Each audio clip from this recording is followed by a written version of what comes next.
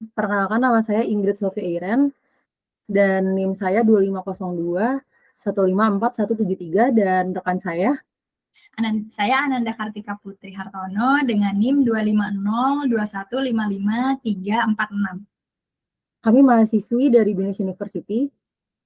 Dalam video ini kami akan menjelaskan cara berpenampilan yang profesional sebagai seorang sekretaris.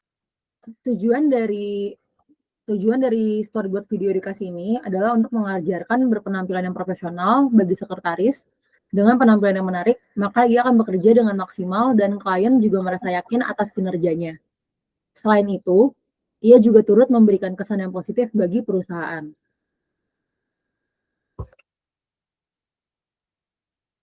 Dalam peraturan penampilan, penampilan adalah suatu penunjang yang memberikan kesan pertama bagi orang lain yang belum pernah bertemu dengan sekretaris sebelumnya. Pada dasarnya, penampilan seseorang memiliki arti tersendiri bagi orang tersebut. Maksudnya adalah orang tersebut akan lebih dihargai oleh orang lain karena penampilannya yang sesuai dengan status dan juga pada situasi tertentu di mana ia berada.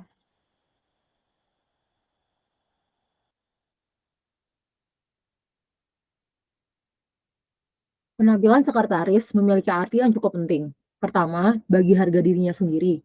Kedua, bagi reputasi pimpinan dan organisasi di mana ia bekerja. Sekretaris sangat tidak diizinkan berpenampilan sesuka hatinya, karena penampilan sekretaris akan memberi kesan tentang reputasi pimpinan atau organisasi tersebut.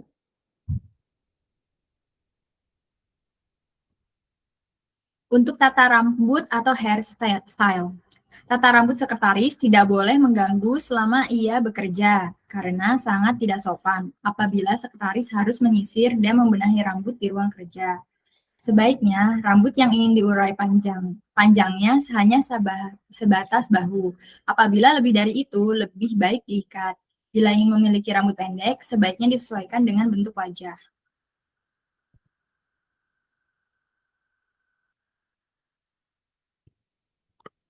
Tata rias atau makeup.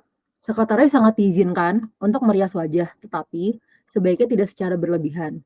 Sekretaris sebaiknya merias wajah secara wajar dan lebih baik under makeup daripada over makeup. Merias wajah tidak boleh sampai menyita waktu. Sangat disarankan untuk merias wajah dengan cepat, tetapi dapat bertahan lama agar membuat wajah selalu tampak segar dan sehat sepanjang hari. Apabila ingin menambahkan tata rias wajah, sebaiknya dilakukan di toilet.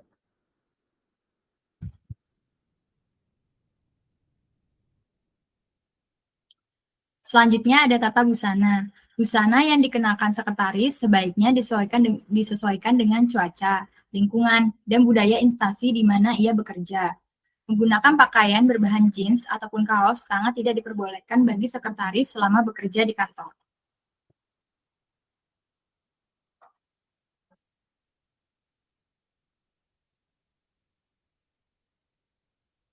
Keserasian warna dan model pakaian. Seorang sekretaris harus pandai dalam memadukan gaya busananya agar tampak serasi dan sesuai dengan postur tubuhnya. Tidak diperkenankan mengenakan pakaian yang berwarna menyolok, lebih baik menggunakan warna yang polos, dapat berupa model tupis ataupun dress terusan berwarna polos. Pakaian juga tidak boleh terlalu ketat dan terbuka.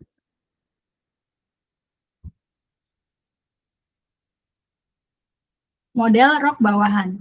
Model rok bawahan ataupun dress terusan tidak boleh terlalu pendek, karena tidak sopan apabila seorang sekretaris berulang kali berupaya menurunkan roknya ke bawah terus-menerus karena terlalu pendek dan ketat. Rok bawahan paling pendek hanya boleh 3 cm di atas lutut sewaktu berdiri, dan bagian dada juga tidak boleh terlalu terbuka.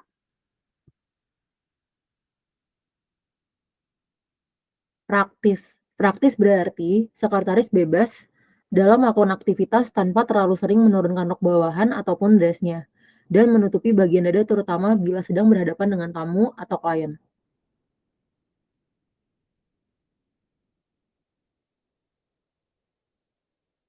Aksesoris.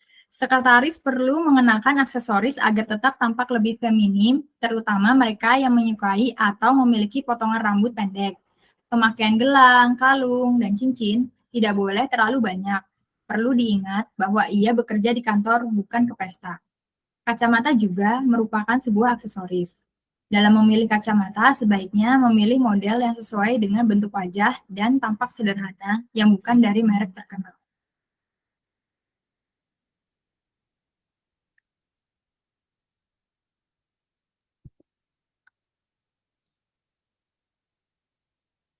Selanjutnya dari aksesoris, ikat pinggang boleh digunakan bila sedang menggunakan dress terusan.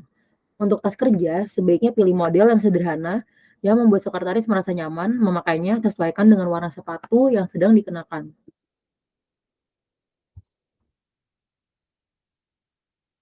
Sepatu. Sepatu yang digunakan oleh sekretaris hendaknya terbuat dari bahan kulit atau kulit imitasi. Sekretaris akan tampak lebih anggun jika menggunakan sepatu pantofel model sederhana 5 cm tingginya atau paling tinggi 6,5 cm. Perlu dihindari pemakaian sepatu sandal atau model sepatu yang membuat sebagian besar jari-jari kakinya kelihatan untuk bekerja di kantor.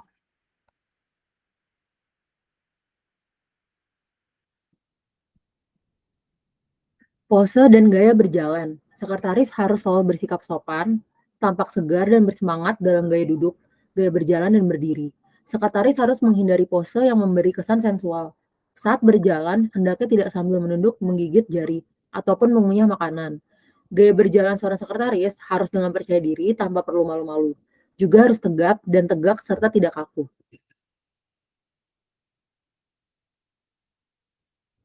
Peraturan menerima telepon.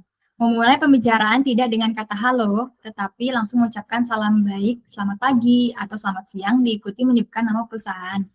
Menanyakan identitas penelepon, baik nama dan nama organisasi. Ketiga, menanyakan waktu yang tepat untuk berbicara dengan orang yang dituju. Dikhawatirkan orang yang dituju sedang sibuk.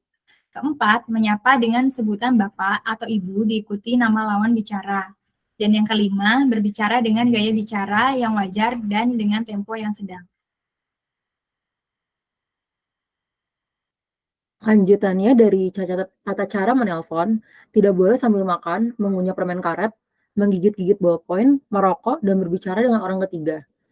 Lalu, mendengarkan dan menanggapi pembicaraan dengan penuh perhatian. Selanjutnya, mencatat pesan dan mencatat nomor telepon apabila penelpon meninggalkan pesan. Menyampaikan pesan atau menyambungkan telepon kepada orang yang tepat, meminta maaf jika melakukan kesalahan, dan mengakhiri pembicaraan dengan mengucapkan terima kasih dan mengucapkan salam. Jawaban ketika pimpinan sibuk. Dalam keadaan pimpinan ada keperluan keluarga atau pimpinan sakit, contohnya, maaf, Bapak sedang tidak ada di tempat. Apakah Bapak atau Ibu ingin meninggalkan pesan? Yang kedua, dalam keadaan pimpinan menelepon. Sekretaris harus menjawab, maaf, pimpinan sedang melakukan pembicaraan dengan telepon lain. Apakah Bapak atau Ibu ingin meninggalkan pesan? Dan yang ketiga, keadaan pimpinan sedang rapat dengan stafnya. Sekretaris menjawab dalam telepon, maaf, pimpinan sedang meeting. Apakah Bapak atau Ibu meninggalkan pesan?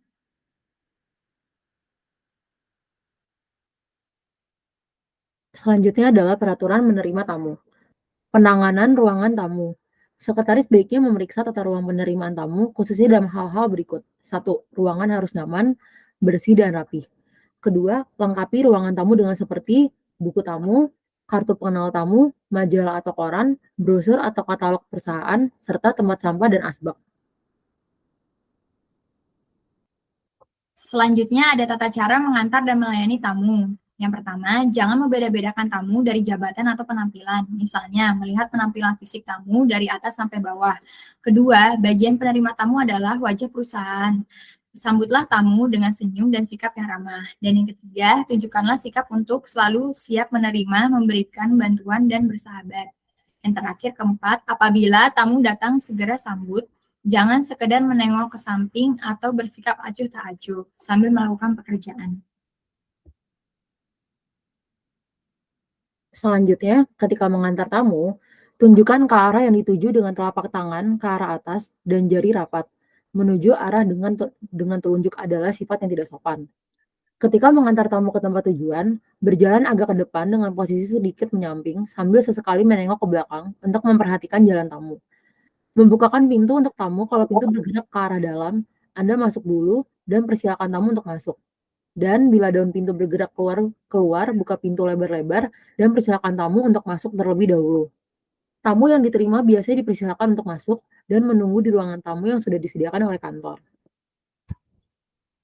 Etika sekretaris dalam menerima tamu menurut Ursula Ernawati.